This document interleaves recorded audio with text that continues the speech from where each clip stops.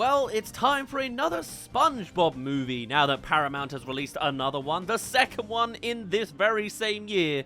I swear the releases of these movies is more consistent than most things in my life at this point. And it's funny, because I actually had relatively high hopes for this movie, since it seems like the SpongeBob movies as a whole have been going through a little bit of an arc. We're going to be keeping things spoiler-free for the first half of this video. I'll let you know when things get, spoilery. But generally, the theme seems to be the very first SpongeBob movie was absolute cinema, and every sequel just got worse and worse over time. The deepest pit of the bunch, with way too many live-action bits and terrible acting as well, was of course the Sandy Cheeks movie last year. But then came the Plankton movie, which seemed to be towing so much of the formula and the line of the first movie that it looped round to being actual cinema again, with all sorts of new explorations of the titular, iconic character it centers on. So with the idea that actually lightning can strike twice for SpongeBob movie successes, and with one of the best ones being one of their more recent ones, there was a lot of hope towards this movie somehow being good too, since it very much seems to be coming from a version of Paramount and Nickelodeon who have done their research on the first movie and are trying to recapture that magic. Now, I was extra lucky being able to see the movie this time around, as I got to see a screening 2 days early for some reason. I don't know if I accidentally snuck into like a closed event of a cinema screening, but I also got to see this as a nearly 30-year-old man sitting in the corner of a small cinema room, while every other chair was filled with parents and kids. Always a weird vibe on day one, but also it means I get to see how funny this movie actually is when you're not 29 years old. Now, there is certainly all sorts of things in this movie that there is to enjoy. We get a whole new narrator at the start of the movie and another live-action pirate. It's always a theme these days that every SpongeBob movie has to have live action somewhere, and much like the first movie started with those pirates and a title theme song, this one has a similar thing of a singular pirate with a singular joke. He's trying to tell the narrative, but he's on a boat that's swaying too hard. It's fun. It's extra nice when you realize it's the actor of Mr. Krabs playing said pirate. And they do even run along and do some of the title theme for SpongeBob as well. The kind of classical fan service thing you would kind of expect more of the SpongeBob movies to do. And then even in this one, they only did one line. And then they didn't do it any further than that. I mean, I know they did it already in the first movie, but I don't know, more fan service is fine, I would have thought. Now, when it comes to the actual visuals of this movie, I quickly got used to them. It's again one of those classic things, when you look at the older movies, they get worse and worse over time. I think SpongeBob works more naturally in 2D, so it fits the most in the very first movie. And then later on, they started getting more and more prevalently 3D, but also cheaper and cheaper on the budget. Like, Sandy Cheeks looks awful, right? In this, they kind of do some sort of mid-degree of budgeting. And though Squidward looks particularly greasy, I guess, after a while, I just got used to it and it was fine. Is that a compliment or is that a compromise? I don't know. Furthermore than that, we of course have to make this movie a road trip movie. Every single other SpongeBob movie is a road trip movie of some sort. This one's exactly the same, but now the central point is all about the Flying Dutchman, and I adore that. I think after we've very much seen how feature-length SpongeBob stories have run out of ideas and go in terrible directions, I think this one is genuinely a great exploration to see. It's one of the niche cast members that hasn't had that much screen time, and it opens up to allowing so much more expansions of the world of SpongeBob we know, and with it breaching new territory, we get to inject new creativity and imaginations, which this movie brings up in droves. There are a couple of retcons in there. The Flying Dutchman is now voiced by somebody else. It's Mark Hamill. Suddenly that makes sense. Mark Hamill does a great job at what he does. And we also get the introduction of a portal from Bikini Bottom to the underworld. It's kind of like the giant monsters from SpongeBob Movie 1. It's kind of like that bus stop episode in the classic SpongeBob TV series. It's, you know, whatever. But I do like all of the expansions they make on all these funky creatures and hurdles and rivalries they have to get through. You've got Patrick, SpongeBob, and the Flying Dutchman up ahead at the front of the road trip. And then you got Mr. Krabs, Squidward, and Gary following them afterwards. Bit of an interesting cast selection. Gary's on board the whole time for some reason, and he doesn't contribute much from what I remember. But you know, it's running with the motions. The way I saw it, when this movie began, it was really full potential on Some of the most terrible movies we've ever seen from SpongeBob, and some of the best. Between Sandy Cheeks and Plankton movie is basically where every other SpongeBob movie can go, and I had no idea where to pinpoint this thing. But there were some disappointments early doors. One of the ones is the introduction of the pop culture song number in the middle of this movie, actually at the start of this movie. Very strange. You may have seen it in the trailers. It's that theme tune they play for some reason. An actual original song, I think, from Ice Spice. That song is terrible. It also doesn't fit the scene. That scene originally begins with a completely different pop culture song number, but it's an old school one that fits in universe because the alarm horn actually is singing the song. It's the, how do you, Bow Wow song? Boom Boom song? I don't know how to explain it. And I can't play it for you either. That at least felt diegetically baked into the universe. And then they ran to like a pop culture SpongeBob commission song that doesn't fit, it doesn't work, and the lyrics are, I kid you not, big guy SpongeBob, big guy pants okay. Pants okay? What is this, man? You didn't even go square pants. It's just pants because he wears big guy pants? It's honestly bafflingly bad. I don't even know how much they should have been paid for this. I feel like they should have paid up money to be involved in the SpongeBob movie.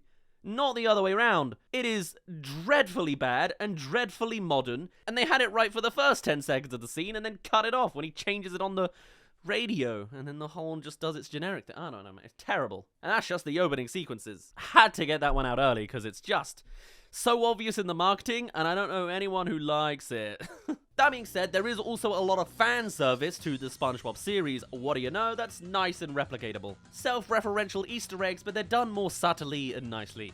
When SpongeBob and Patrick are walking to a theme park, they're doing the walk cycle stretches from that one episode. And I'm sure there's loads of little ones like that that have been in there too that I just didn't notice. Even outright copying some of the compositions of the first movie, like stepping on Plankton and having his feet magically pop up exactly to the side. It's identical, in fact. And I think it's the only lines Plankton says in this movie. At that point, are they ripping themselves off? I don't know. Anyway, as things go on, we start to come to the crux of the theme and idea of this general story. You know that SpongeBob's going to end up with the Flying Dutchman, but why? Well, here's where things first start falling apart, because narratively, it is so very similar to SpongeBob Movie 1. Again. Now, I know I complained that the sequels went way too off-kilter and should return back to the quality of the first movie, but I didn't mean exactly copying its beats. Because while that original film was all about masculinity and SpongeBob wanting to be a man the whole time, exploring the feminine, giggly vibes of him as a little boy as the finale to the whole story, in this movie, SpongeBob is obsessed with that idea again. They've just worded it differently. He wants to be a big guy. He is now slightly taller than he used to be, so I guess he's actually literally a kid. I didn't realize that. And he wants to prove that he is in fact brave and courageous and manly and be a big guy. Learning about Mr. Krabs' new backstory as a buff crab pirate swashbuckler and wanting to get a swashbuckling certificate to prove that he's a man, to prove that he's a big guy. It is very much the same themes and beats of masculinity, and in every regard, done worse than the original. This is a knockoff of the first movie, mostly in the wrong direction. Where Plankton treaded the lines of that formula and reinvented it for its new titular protagonist, this is just ripping itself off. There are all sorts of good jokes in the background. There's a part where the soundtrack is going, hurry, hurry, hurry, hurry, hurry, like the choir song is singing that when Mr. Krabs is trying to chase SpongeBob before he accepts a deal with the Flying Dutchman. That's the inciting incident for you. But also, I guess this is a good point to bring up the fact I was in a cinema screening full of children watching this SpongeBob movie, and I heard not a peep this whole film. I heard a baby cry, and I heard very excitable children when the film ended and they were allowed to run down the front and sides of the screening for some reason. They did not laugh at any of the jokes. And this was the earliest screening possible for this movie, at least in my area. That tells me that the jokes aren't funny to kids, and the jokes to me weren't funny either. You've seen a collection of the jokes from the trailers, I would assume. No one's really guffawing at Squidward, but now he has hair. Nor the part where SpongeBob and Patrick ramble about string cheese for about 30 seconds. It's weird. It's a surprisingly unfunny movie, but it does try to cover some of the beats of the comedic side of SpongeBob Movie 1. Rewatching that movie, you realize there's a lot of sound humor where they just go off and make noise. There's a little bit of that in this movie, and it strangely doesn't work anymore. I think some of the best things we saw in the marketing trailers was the intestines smacking each other. That comes straight out of SpongeBob Movie 1. It got a nose sound out of one dad in the room. I don't know if that counts.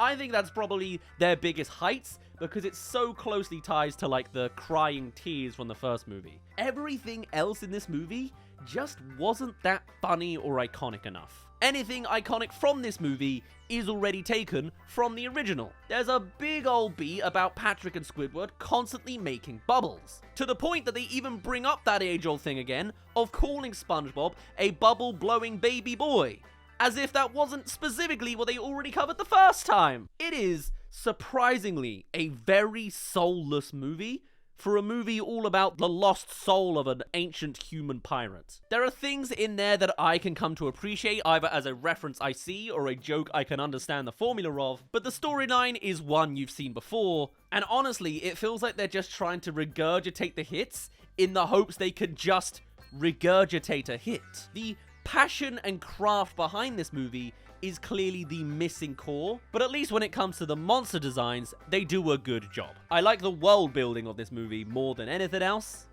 That's about it. All the while, there are some relatable spins they've added to this story to try to change what's good for children, I guess, and it's interesting. There's a very short sequence of the caravan driving through Bikini Bottom High School, to which they then have to avoid dodgeballs and drive through locker rooms. I guess in an attempt to be relatable to the student children in the audience. It's also so very short, they just drive through, and then we move on. Weird, but, you know, whatever. Beyond that, there's also a big thing about roller coasters and the general fear of getting onto roller coasters for the first time, which I would argue is not a bad, relatable topic to approach. In the same way Monsters, Inc. talks about the monsters under your bed, this is the fear of getting on a roller coaster. I can see the points connecting it, but the execution is just not great. So, everything I've mentioned is likely about the first half of this movie, maybe the first 2/3. Honestly, it kind of, you know, it's most of the movie is just that. So let's go into the more specific, detailed stuff. We're going into spoiler territory now, shall we? So, hey there! Thank you for making it to the halfway mark of this video. Come subscribe if you haven't already for more animated movie reviews when they come out. We've got the Teenage Mutant Ninja Turtles short film that came out before this movie that I'll release tomorrow. And if I do find some sort of screening of Angel Studios' David Goliath movie, we'll cover that too. Otherwise, that may be the last review of 2025. So stick around if you'd like to see us cover the likes of stuff in 2026. Alright, back to the second half of SpongeBob Movie 4. So, we have SpongeBob and Patrick following the Flying Dutchman all to the ends of his adventure. They go through the whole underworld. There's a game show at the end with a mountaintop, and that's quite nice. That's a nice adaptation for the trials they're going through, and they do some nice montagey things. Maybe it's a bit old man of me to say it goes by a bit too quickly, but I feel like everyone in the audience didn't really get time to perceive it. There's a nice joke in the middle of them blasting through these challenges where they break the fourth wall to have a CEO fish guy from Paramount complain that Sandy Cheeks isn't in the movie, and then she appears in front of them and then explodes into a monster and they move on.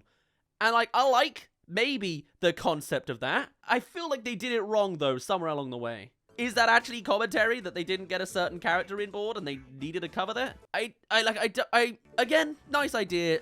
Execution went a bit awry, I think. But also, I really liked the bravery in trying to do a joke like that. And there is another one coming up later that I actually really liked, but we'll take it one step at a time. So, this final challenge sequence that they're doing, for one, is meant to be this big hurdle in order for SpongeBob to get the certificate of swashbuckling, which in actuality is a trap for the Flying Dutchman to release his curse. You know this from the trailers, that's fine. But also, the way that SpongeBob successfully gets through all these trials is via one singular misunderstanding that he runs through the entire movie. Remember that bit in the first movie where the mermaid gives him a seaweed mustache and now he believes he's a man, so he just trounces through the underworld again and dances his way through? The fact that that's a musical number and really fun means it's nice, and it's short. This is a whole third of the movie now. And instead of just thinking he's a man because he's got a seaweed mustache, He instead tries to follow the advice of doing what Mr. Krabs would do in any scenario. The misunderstanding comes from the fact that he's talking about himself when he was buff as a pirate captain swashbuckler. They're retconning his backstory, it's fine, don't worry about it. This SpongeBob, however, decides to take that as the what would the Mr. Krabs of now do, so he morphs into the modern day version of Mr. Krabs and then just sort of moxies his way through. He turns a giant mop monster into a mop and does it. He wins with the power of imagination. It's fine. It gets boring. And it goes for like 15 minutes, which is an eternity in SpongeBob minutes. But then when we get to the very, very end of it, turns out Squidward, Mr. Krabs, and Gary the Snail don't manage to catch up really in time. And the Flying Dutchman successfully manages to release his curse, which is nice. I was really hoping to see that, to be honest. What it then delves into is the mandatory live-action segment of any SpongeBob movie. And now Mark Hamill is here in the flesh in live action, and I love that. They gave him a prosthetic nose. He genuinely looks like a different character. You can see if you pay attention to his eyes. But before we get into this point of the story, I want to go back to the beginning, because the opening of this movie, you have Mr. Krabs as a live action pirate explaining the story of the Flying Dutchman, and that's kind of my initial first problem. He just tells the story of the Flying Dutchman, full only saying, very little showing. You know that one shot you see in the trailer of maybe a pirate entering a cave and it's probably the Flying Dutchman's backstory? Yeah, that's all you see in the movie as well. It's like, here's a shot of the sea, here's that one brief shot of the live action, and now we're in Bikini Bottom. They don't do the intro. They just tell us how it went. They tell us this big chunk of exposition and then move on. It's really weird that the SpongeBob writers knew to copy so many beats of the first SpongeBob movie, but completely forgot the ethos of show, don't tell. It's really interesting. Anyway, Mark Hamill does his great cartoony acting thing. He's great and enjoyable, probably one of the highlights of the movie, if it wasn't for the stellar cast in all the other characters, for the most part. But with him now successfully released from his curse and in human form, he goes on to do his final plan up into the surface. There's a couple of other things that have come along the way that I wanted to briefly mention. They're all naff, you know? When we were talking about all of the comedy beats, one of the jokes I was hoping would turn into more that didn't was Squidward's hair is apparently like a clam nest. So every time Squidward speaks every now and again, a clam would pop out from his head and then blow a raspberry at him. Just and then go back in. I thought, you know, a bit more than that, please. No, he just does that several times and that's his entire role. You just randomly get fart sounds at you. And it's not at all the same as the noise humor of the first movie. It's just bad. Borderline insulting. There is one other thing the clam does. We'll get to it. God, this is a bit of a wishy-washy review. I'm sorry. A lot of pieces kind of are scattered in this movie. The whole movie's kind of scattered, to be honest. There is a beat of the Flying Dutchman getting bothered by Patrick and then trying to convince SpongeBob in order to accept himself as a big guy, he has to abandon bubble-blowing baby boys like Patrick, and that's a beat. I don't think it goes anywhere. I don't think they ever rekindle that friendship afterwards. It's just SpongeBob gets turned into a Dutchman ghost, and so does Mr. Krabs. And then Patrick's like, oh, I'll help now. But they also didn't really fight. You know, basic conflict storytelling. Not really executed. There's a nice new design of fish people. They were sirens that caused Squidward to run away, do a musical number, and then essentially get trapped and killed by them. He doesn't appear until the end of the movie again. They abandoned him at that point. So why was he there in the first place? I don't know. They make a three-headed seagull in a whole new art style. It's interesting. It's nice. Again, love the expansions of the monsters. Okay. And when Mr. Krabs finally does reach SpongeBob just before he's trapped, they have a conflict of how SpongeBob thought Mr. Krabs would be proud of him for all he's done, only to learn a certificate of swashbuckling, which is exactly what he's after. It's just the back of a kid's menu at Krusty Krab. Great, cool, whatever. So, the final beat of the Flying Dutchman as a human turns out is not to do some big evil thing.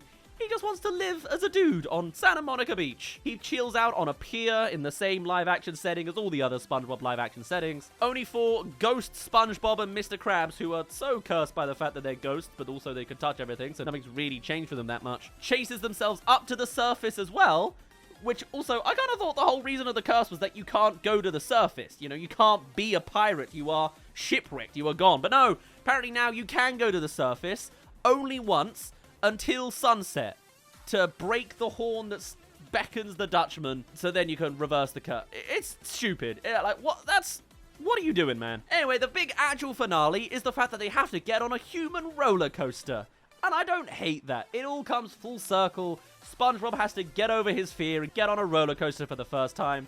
And they do some interesting animations of human Flying Dutchman also going through the same cartoony effects as animated SpongeBob, with all of his hair and hat and head coming off as well, and the roller coaster jokes. That's nice, and I honestly kind of didn't hate it, mostly.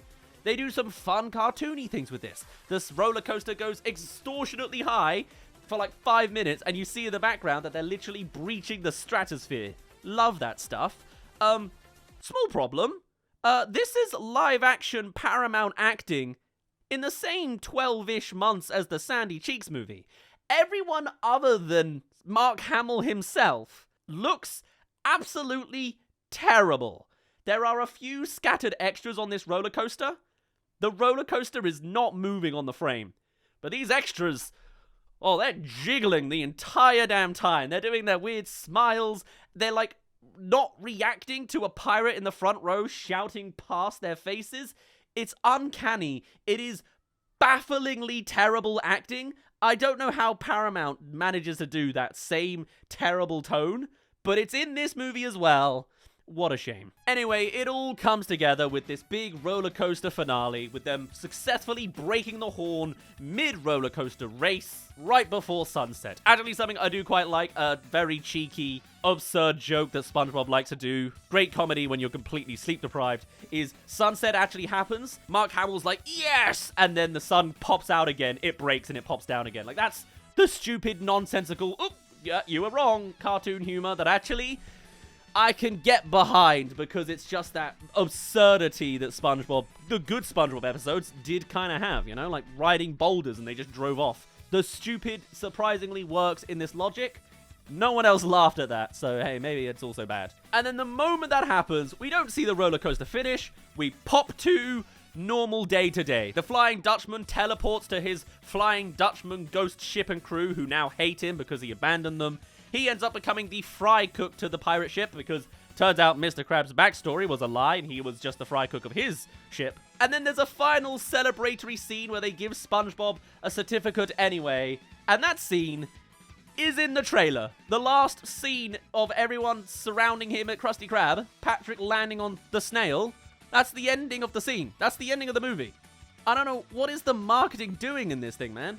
It feels so weirdly soulless. And what's particularly worse is the film ends on not only a terrible, recurring, faintly insulting recurring gag, whereby the clown from Squidward's head just dashes towards the camera and blows a raspberry at you, but then there is no mid-credits scene and no post-credits scene. Mr. Krabs as a live-action pirate does not return. The ending smash cuts to here's where Dutchman went, here's where SpongeBob went, here's where Squidward was. And that's it. It leaves a strange, bittersweet feeling whereby it feels like they just ran the numbers because they had researched what worked and then tried to bring nothing of character and passion. It is such a disappointment after what was genuinely a diamond in the rough of the Plankton movie. The last 4 movies, Camp Coral as well, had like one shining good one. Everything else was terrible, and now here's one more pretty terrible. To be honest, it's more mediocre. It's far more mid. I would argue it's more on the level of SpongeBob Movie 2, Each sequel got progressively worse, and then Plankton made it to second place. This is not as egregious as Sandy Cheeks or SpongeBob Movie 3. It is just a naff running by the numbers, copying some of the iconography of their first smash hit, but in a lot of ways, it just is modern SpongeBob slop. It's kind of a strange knockoff version of itself. The pop culture song was terrible and poorly integrated. The themes are just the same as the first movie, just changed slightly. There are a couple of nice gags in there, the Flying Dutchman as a human does the aerial mermaid hair flip and puts his beard into his own face. There are some bits I like around there, although now that I'm scrolling through my phone notes, I do not see that I've written many of those good jokes down. Not a good sign. Some of the expansion ideas are good, and I like the creativity in the new monsters. There's like anchor bats, which is very nice, and anchor stalagmites, which is nice in the underworld. But it is just kind of a knockoff version of the first movie. It does not exceed it, and it's just not that funny. Mark Hamill does a great job, as he does with everything he's involved in, but the fact that they don't loop it back to the narrator at the start, and there isn't even any kind of post-credit scene, just makes it feel like it's a hashed out, here's what generally should probably work.